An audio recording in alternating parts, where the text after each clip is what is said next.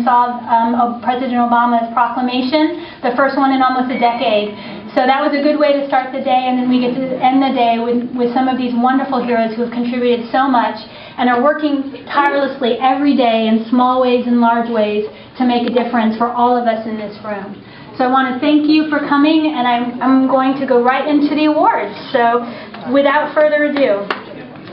So the first award, we're going to acknowledge the heroes first, is for Andrew Abel, also known as Blair Michaels, a female impersonator and community services volunteer organizer for LGBT and AIDS causes for more than 25 years.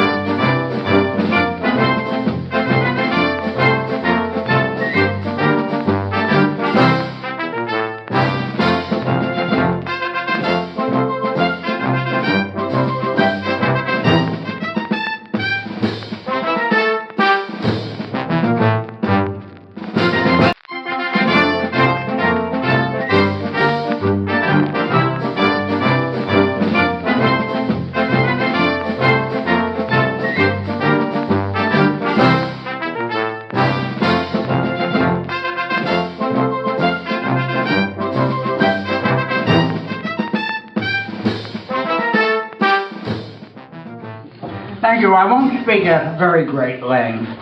As some of you know, I've on occasion called attention to the fact that there is a very, very little known constitutional provision which guarantees to elderly American citizens the inalienable right to ramble. But I promise you, I won't keep you here beyond dawn. That said, actually, I'm just going to address a few issues very, very briefly. I came to Washington here in 1956, at a time it was very, very different in relationship to our issues from the present. Just a couple of items. In those days, the police department were the enemy incarnate. In about 1958 or 59, the police were operating on the basis of the 1940s holy and wary senatorial committees, which told the police to go get lists of gay people so the names could be turned over to the Civil Service Commission so they could be fired or disqualified. Being gay, and I'll come back to this in a different way in a minute, was a flat disqualification from federal employment. In pursuit of that, as I said, the police were then the enemy incarnate. There was a proposal to increase the size of the police department, and I wrote to the then infamous Chief Blick, the head of the so-called Morals Division, and indicated that if they continued hounding and harassing harmless homosexuals, I've always liked alliteration, that I and others would vigorously oppose any such efforts.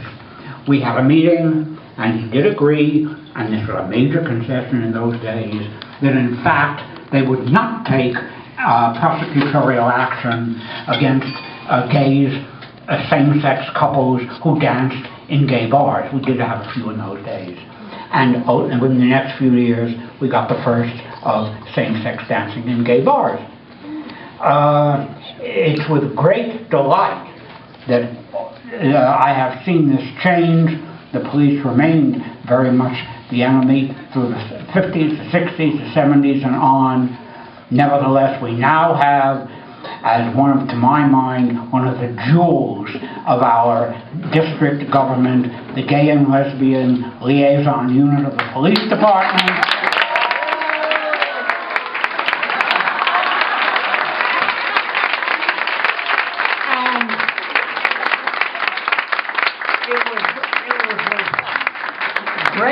great joy that in the last Gay Pride March, there was a contingent, a police department float, which was not merely applauded, but enthusiastically applauded by the gays lining the street. That would have been unthinkable when I came to Washington half a century ago.